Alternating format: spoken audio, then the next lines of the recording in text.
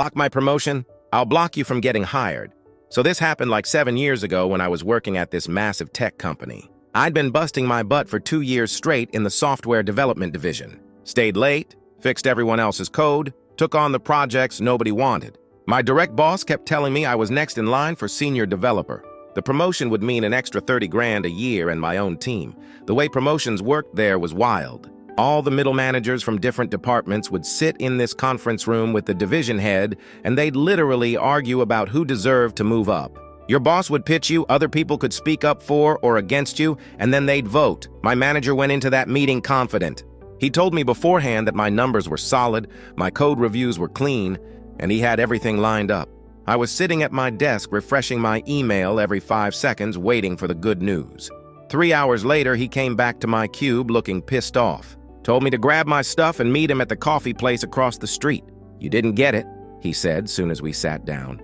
Turns out there was this woman, Amanda, who was a manager in the data analytics department.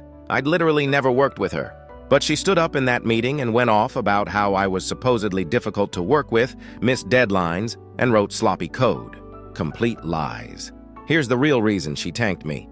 2 months before, my division head had shot down a promotion she'd pushed for one of her people.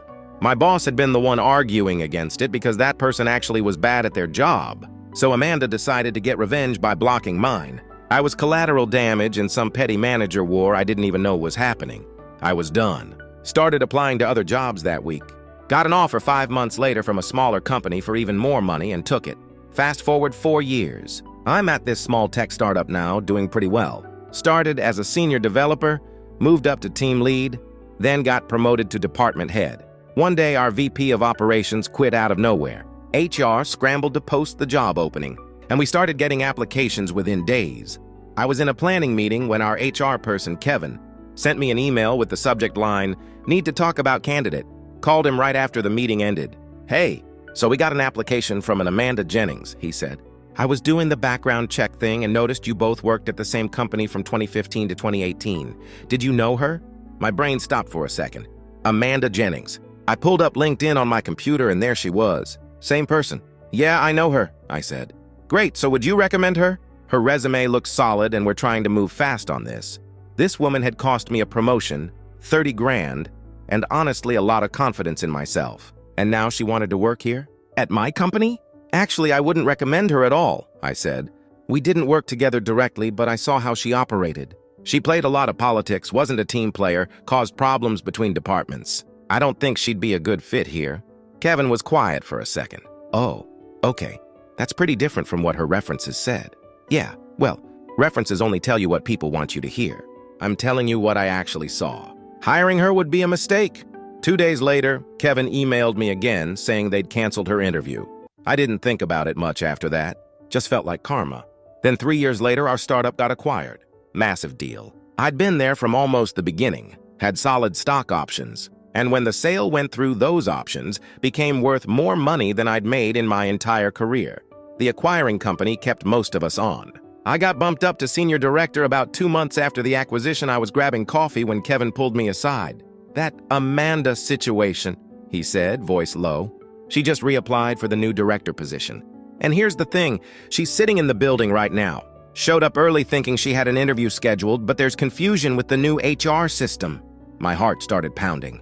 "She's here? Right now?" "Yeah, lobby on the 3rd floor." He checked his watch. "The hiring manager is about to walk down there and just assume everything's cleared. But technically, since you were department head when she applied before, you have override authority on legacy candidates. I can either send her home or let the interview happen. But I need to know right now because he just texted saying he's heading down." I stood there holding my coffee cup so tight I thought it might crack. 7 years. 7 years since she torpedoed my career for no reason except office politics. And now she was sitting 3 floors below me waiting for an interview. "Send her home," I said. Kevin nodded and started typing on his phone. "Wait." I grabbed his arm. "Actually, let the interview happen." He looked up confused. "You sure?" "Yeah, let her interview." "But I want to sit in on it." Kevin's eyes went wide. "That's going to be awkward as hell." "I know." "Set it up." 20 minutes later, I was walking into conference room B. The hiring manager, Garrett, was already there shuffling papers. He was new to the company, came over from the acquisition.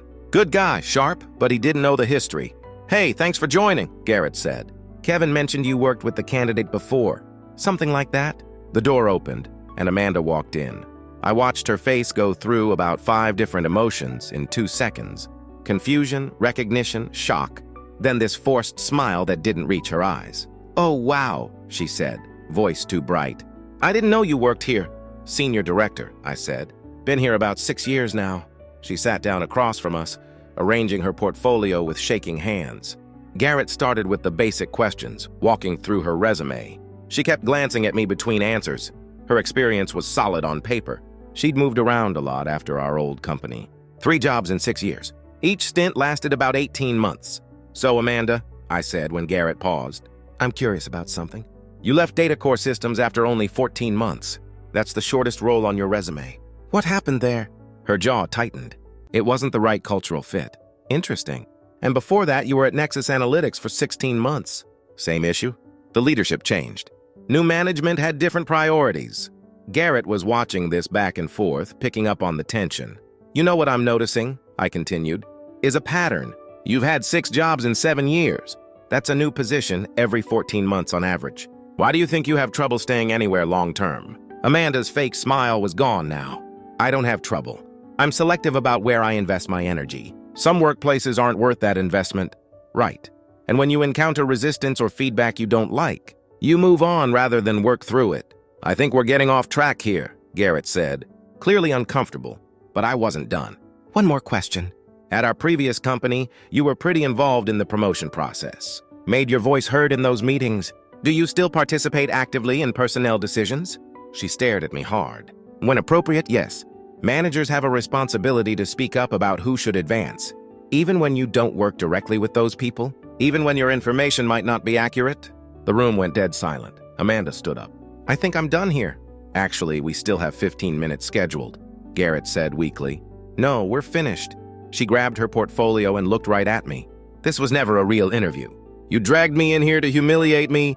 "I dragged you? You applied here. Twice. Because I didn't know you worked here. Do you think I'd waste my time if I knew? Probably not. Same way I wouldn't have wasted mine interviewing someone who tanks people's careers for politics." Her face went red. "That's not what happened." "Really?" "Because my old boss told me exactly what you said in that promotion meeting. Word for word. The lies you made up about my work." Garrett was looking between us like he was watching a car crash. "You were arrogant," Amanda said. "You acted like that promotion was yours by default. Someone needed to knock you down. So you admit it." "I admit that I gave my honest assessment of your performance and attitude." "Based on what?" "You never worked with me. Never reviewed my code. Never sat in a single meeting with me." She grabbed the door handle. "Enjoy your power trip." "I hope it was worth it." She left. The door slammed hard enough to rattle the window. Garrett sat back in his chair. "What the hell was that?" I told him the whole story. The block promotion, the office politics, everything. He listened without interrupting. "So you brought her in here for revenge?" he said when I finished. "No. I brought her in because her pattern speaks for itself. 6 jobs in 7 years, Garrett. Every time she gets somewhere, she burns bridges and moves on. Look at her LinkedIn recommendations. She doesn't have any from the last 3 companies. That tells you something." He rubbed his face. "You could have just told me to pass on her." "I could have. But then you might have wondered if I was being fair. Now you've seen exactly who she is." He didn't argue with that. I went back to my office and tried to focus on work, but I kept replaying the interview in my head. The look on her face when she recognized me. The way her voice shook when she tried to defend herself. Part of me felt satisfied. She'd finally faced consequences for what she did. But another part felt heavy, like I'd just done something I couldn't take back. My phone buzzed. Kevin texted, "Amanda filed a formal complaint with HR about the interview. Says it was hostile and you had a conflict of interest. They want to meet with you tomorrow at 9. Great. I showed up to HR at 8:55 the next morning. The head of HR, Patricia, was there with Kevin and someone from legal I didn't recognize. "Thanks for coming in," Patricia said, gesturing to a chair. "We wanted to get your side of what happened yesterday." I walked them through it. Kept it factual, didn't editorialize. "Amanda claims you had a personal vendetta and used the interview to harass her," the legal guy said. "Is that accurate?" I had concerns about her professional history and I asked about them. "If that's harassment, then every tough interview question is harassment." "But you had prior negative history with her," Patricia said. "You should have recused yourself." I disclosed that history to Garrett before the interview. He's the hiring manager. He chose to have me there. Kevin jumped in. Actually, the system flagged her as a legacy candidate because of the previous application. Company policy says department heads have authority to review legacy candidates, especially if there's prior knowledge of performance issues. Patricia frowned. What performance issues? She sabotaged my promotion at our previous company based on lies. That's a performance issue. It speaks to integrity and professional conduct. The legal guy wrote something down. Did you tell the previous HR department to reject her application? I gave an honest assessment based on what I observed. They made their own decision.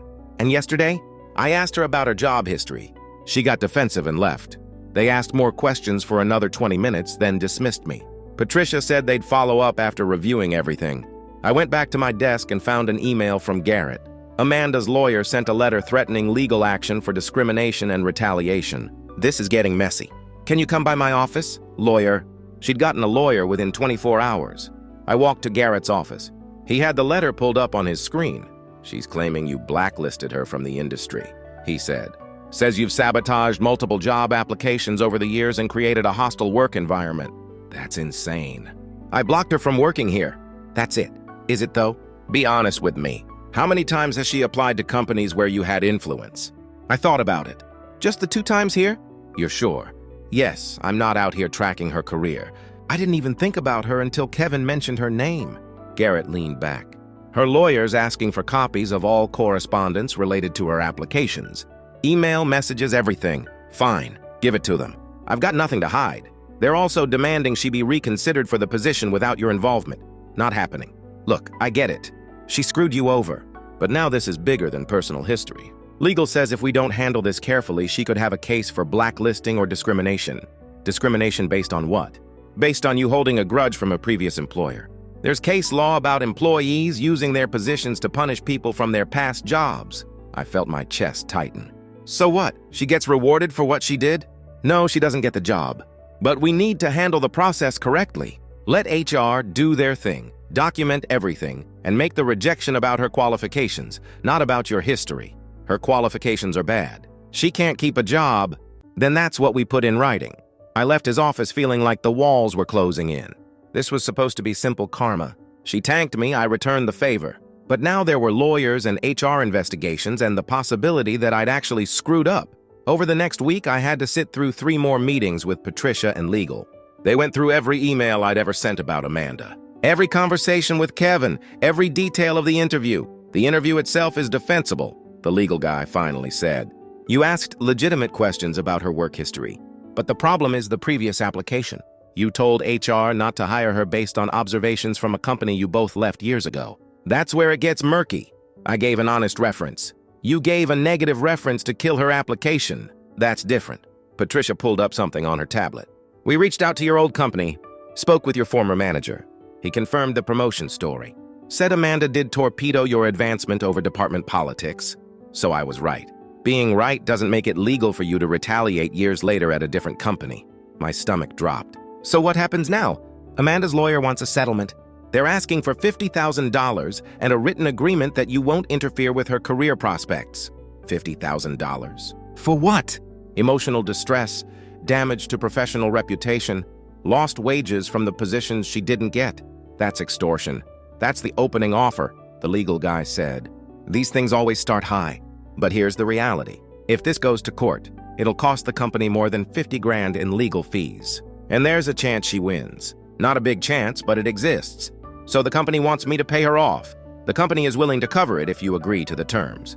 I sat there processing. Amanda was about to get $50,000 because I'd blocked her from a job she didn't deserve. No, I said. I'm not signing anything. Patricia looked at legal, then back at me.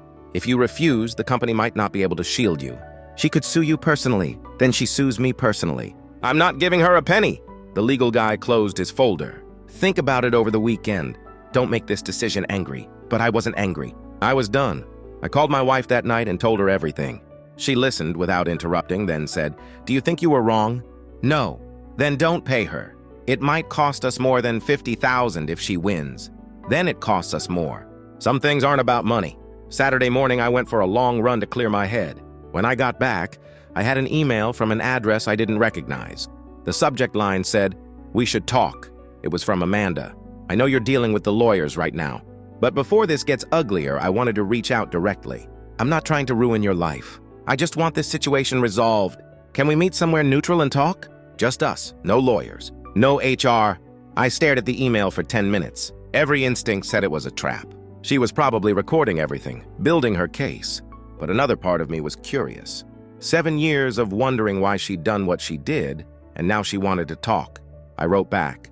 When and where? We agreed to meet Sunday afternoon at a coffee shop halfway between our places. Neutral ground, public space. I got there 15 minutes early and grabbed a corner table. She showed up exactly on time, wearing jeans and a sweater.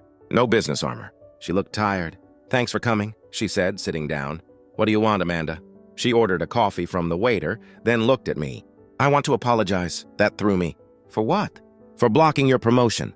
For lying about your work. For all of it. Why'd you do it? She wrapped her hands around her coffee mug. Honestly? Because I was angry and you were an easy target. Your boss had just killed my promotion push for Trent, and I felt humiliated in front of everyone. When your name came up, I saw a chance to make someone else feel what I felt. So, you knew the things you said were lies. Yes. And you did it anyway. Yes, we sat in silence for a minute. I've thought about it a lot over the years, she said. Wondered if you knew. If it affected you. Then when I walked into that interview and saw you sitting there, I knew you'd figured it out. My old boss told me everything, I figured. She took a sip of coffee. I'm not asking you to forgive me. I'm just saying I was wrong and I'm sorry. Why are you telling me this now? You've got a lawyer threatening to sue me. Because the lawyer was my husband's idea, not mine. He thinks we can get money out of this, but I don't want your money. I just wanted a fair shot at a job. You applied to my company twice. Once you might not have known I worked there. But twice? The first time I didn't know. The second time I knew, but I thought maybe enough time had passed. Maybe it wouldn't matter. It matters. I get that now. She set down her coffee. Look, I'm not in a good place. I've been job hunting for 8 months. My marriage is falling apart. My savings are gone. That director position would have changed everything for me. You should have thought about that before you made burning bridges your career strategy. You're right. You're absolutely right. I made my choices and now I'm living with them. She looked down at her hands. I'll drop the lawsuit. Call off the lawyer. Whatever you need. Just please don't stand in my way anymore. You realize I can't help you get a job somewhere else. I'm not asking you to. I'm asking you to stop actively blocking me. I've only blocked you from working at my company. That's it. Kevin told someone who told me that you've put me on some kind of industry blacklist. That's not true. Then why can't I get hired anywhere? I've applied to 43 companies in the last 8 months. Not one callback that went anywhere. Maybe because you can't keep a job longer than 18 months. Or because your references are weak. Or because the market's competitive. But it's not because of me. She looked like she might cry. I don't know what else to do. I'm drowning here. Part of me felt bad for her. Part of me thought she deserved exactly what she was getting. I can't fix your career, I said. That's on you. But I'll make you a deal. Drop the lawsuit. Sign something saying you won't come after me or the company, and I'll write you an honest reference letter for your next application. Not a recommendation, but an honest account of your skills and experience from what I observed at our old company. That's it? That's it. She thought about it. And you won't sabotage me anymore? I never sabotaged you beyond my own company. And I won't reach out to interfere anywhere else unless someone specifically asks me about you. So if they ask, you'll tell them what you think. Yes. She nodded slowly. Okay, deal.